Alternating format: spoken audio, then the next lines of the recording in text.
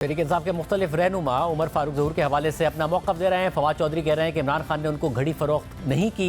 साथ ही कह रहे हैं उनका इमरान खान का कोई ताल्लुक उमर फारूक ज़हूर से नहीं रहा है।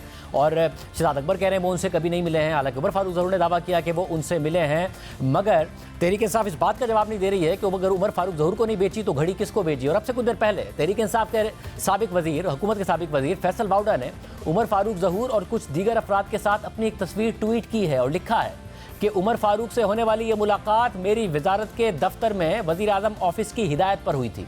यानी वज़ीर आज़म इमरान खान की हिदायत पर यह मुलाकात हुई थी, जिसमें मेरे अलावा दीगर 4 वज़ीर और तमाम वजारतों के आला हुक्काम भी मौजूद थे। उमर फारूक ज़हूर और दीगर से होने वाली ये मुलाकात दुबई डेलीगेशन के तहत हुई थी।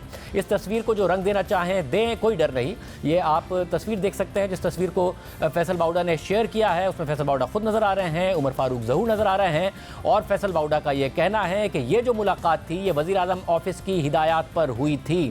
फैसल बाउडा ने कहा है कि उमर फारूक ज़हूर और कुछ दीगर अफराद के साथ अपनी एक तस्वीर ट्वीट की है उन्होंने और लिखा है कि उमर फारूक से होने वाली ये मुलाकात मेरी वजारत के दफ्तर में वज़ीर आज़म ऑफिस की हिदायत पर हुई थी, जिसमें मेरे अलावा दीगर 4 वज़ीर और तमाम वजारतों के आला हुक्काम भी मौजूद थे। उमर फारूक और दीगर से होने वाली ये मुलाकात दुबई डेलीगेशन के तहत हुई थी। इस तस्वीर को जो रंग देना चाहें दें, कोई डर नहीं। तहरीक इंसाफ एक फासला इख्तियार करने की कोशिश कर रही है। ये भी कह रही है कि उमर फारूक ज़हूर को नहीं बेची थी घड़ी। अगर उमर फारूक ज़हूर झूठ बोल रहे हैं तो इतना कीमती तोहफ़ा, करोड़ों रुपए की मालियत का तोहफ़ा, जिसकी खुद इमरान खान कह चुके हैं कि उन्होंने 5 करोड़ 80 लाख रुपए में ये तोहफ़ा बेचा है, जबकि उमर फारूक ज़हूर का दावा है कि उन्होंने ये 28 करोड़ रुपए में लिया है। अगर उमर फारूक ज़हूर को नहीं बेचा तो उस शख्स का नाम क्यों नहीं बताते जिसको बेचा, बैंकिंग ट्रांजैक्शन क्यों नहीं दिखाते। झूठ साबित करना है तो फौरी तौर पर कह दें कि जी ये शख्स है, इसको बेचा है, इतने में बेचा है, ये बैंकिंग ट्रांजैक्शन है, ये सारी डिटेल मौजूद है, इसलिए उमर फारूक ज़हूर झूठ बोल रहे हैं। तहरीक इंसाफ क्यों तैयार नहीं है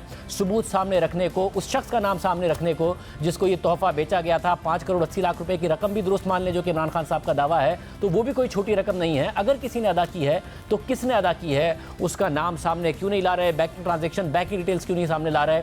क्योंकि उमर फारूक ज़हूर ने जो इल्ज़ामात लगाए हैं वो इंतहाई संगीन हैं और सवालात उठाते हैं कि 28 करोड़ रुपए में अगर ये बेची गई थी $20 लाख में, तो दुबई से रकम पाकिस्तान आई या नहीं आई, नहीं आई तो कहाँ गई, और अगर पाकिस्तान आई तो किस बैंकिंग ट्रांजैक्शन कहाँ है, उस पर उतना टैक्स क्यों नहीं अदा किया गया। और अगर इसकी मालियत उमर फारूक ज़हूर के दावे के मुताबिक इतनी ज़्यादा है कि 1 करोड़ 20 लाख डॉलर है, तो फिर तो उस वक्त 2019 अप्रैल के मुताबिक पाकिस्तानी रुपयों में बहुत महंगी 1 अरब 70 करोड़ की मालियत बनती है, तो वो फिर उस मालियत से कम में क्यों बेचा गया और क्यों कैश में ट्रांजैक्शन को तरजीह दी गई। ये सारे सवालात हैं जिनके जवाब जब तहरीक इंसाफ देना चाहे हमारा प्लेटफॉर्म हाजिर है।